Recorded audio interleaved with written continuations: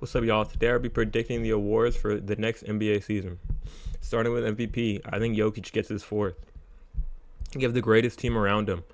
Last year it was just a two-man race between him and Shea, and team success was one of the main things that held him back. With his team ending fourth and Shea ending number one with the historical season. He averages 30, 13, and 10 just last season, so you know he's going to put up his crazy 30-point triple-double numbers. And I think there's no arguing that with his team being the top of the conference and him just putting on an offensive masterpiece that he always does. He's one of the best offensive players of our generation, and I think he just continues to get better. Number two, I have Shea Gilgeous-Alexander.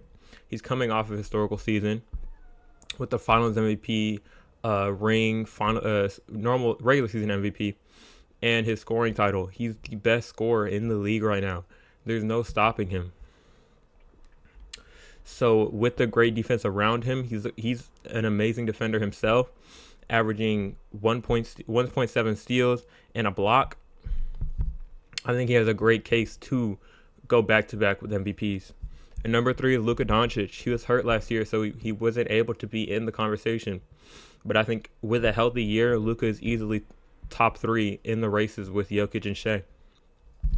He was averaging 33.9, 9.2, 9.8, and won the scoring title in 2024. So you know he can easily get back to that. He's now having a full Lakers season with a signed extension, so you know he's there to stay. I think the only thing not putting him at the 1 or 2 spot is the team success with the Lakers. I think they might end 5th or 4th. So you saw with Jokic, that does weigh a part in what the voters think. The DPOY, I have Wemby. I think this is easily just his award to lose.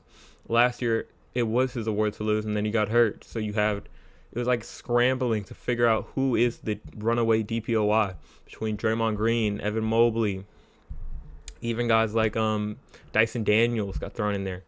So I think he averaged last year just 3.8 blocks and 1.1 steals. So you know he's just a monster defensively. And then in the offseason, he trained with Hakeem, Kevin Garnett, and he added even more muscle. So you know he's going to be even better defensively. He just has this 7'5" frame, slim frame, just a versatile defender that can get on the perimeter, that can meet you at the rim. And I think it's just Wemby's award to lose. Second is Evan Mobley. He's a great defensive anchor for the Cavs. He allows the smaller guards like Darius Garland, Donovan Mitchell to play up because they know they have Evan Mobley behind him. He was a major part of the Cavs' success last season, having a great regular season. And so I think if you want that to continue, Evan Mobley will need to step up, or not step up, but just stay the same and be who he is defensively. Number three in DPOY, I have Amen Thompson. Houston was 4th in defense last year, and I think they could jump to 2 to 3. They added DFS, and they still have Tari Eason, Jabari Smith, and Alfred Şengün. So I think this team is just an overall great defensive team, and I think leading that is Amen Thompson. He's an amazing, versatile defender. He picks up the best teams, the opposing team's best guard, and opposing team's best player in most cases. So you know he's ready for that hard assignment. He started 42 games last year, so now he's starting more. He's not coming off the bench with Tari Eason anymore. So you know he's going to start more and get more opportunity to be on the defensive side of the ball. Next is Rookie of the Year. I think this is Cooper Flagg's award to lose. I think he's the number 2 option on a playoff play-in team in that area. So I think he's just going to be able to show so much, and he is the number 1 overall pick for a reason. He had an amazing season in college, and even just so far in the NBA for preseason, he's looking amazing. He's looking like he's already a solidified pro. He doesn't look like a real rookie.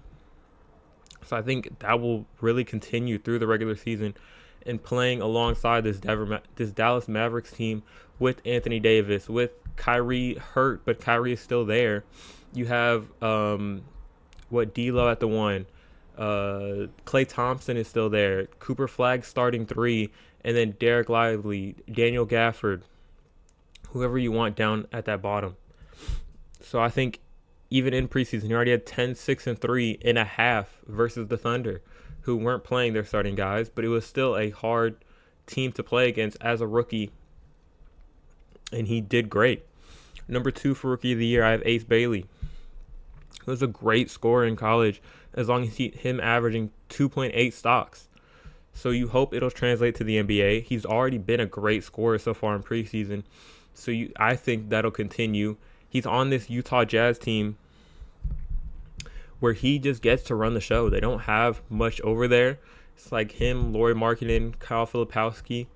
So the ball's going to be in his hand to go and score, to go and put up numbers. So I think he will end second.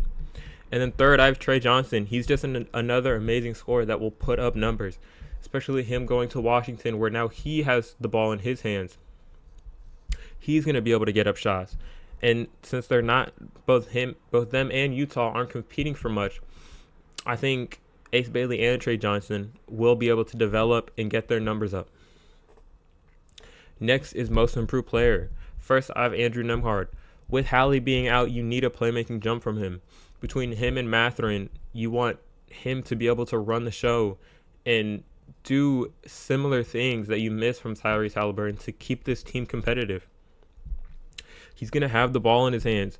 He's going to get more shot attempts. I think his points per game will jump from 10 to maybe 15. And I think his assists will jump from 5 to about 8.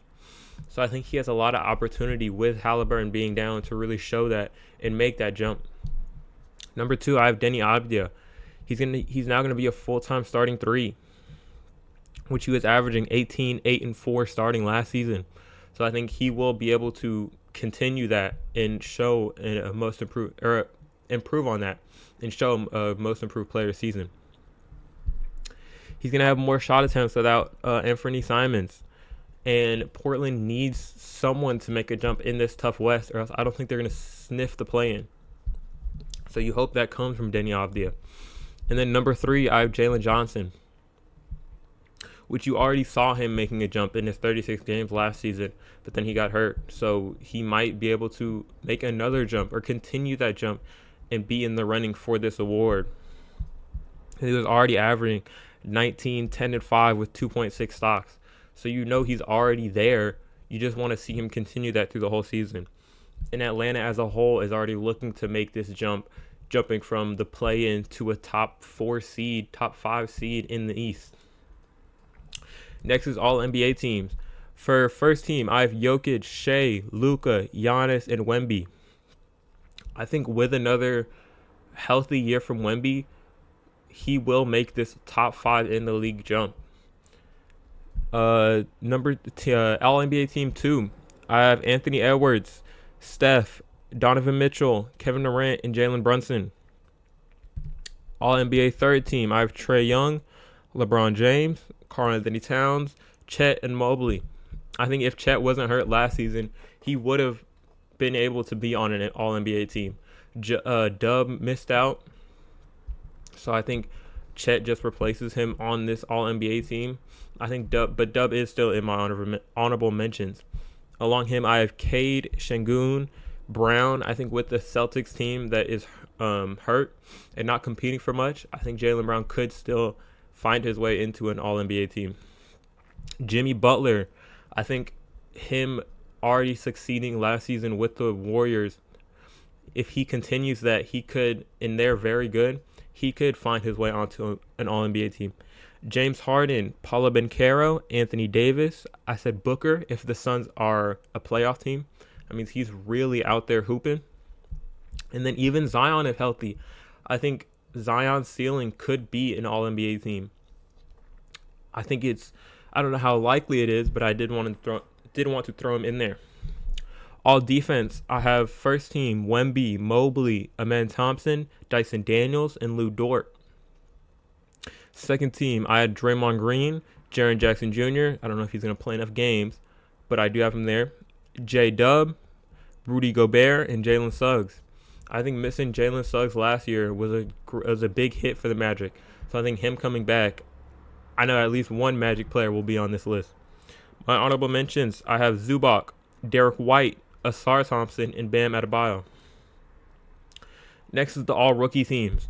I have first team, Cooper Flagg, Ace Bailey, Trey Johnson, Dylan Harper, and VJ Edgecombe.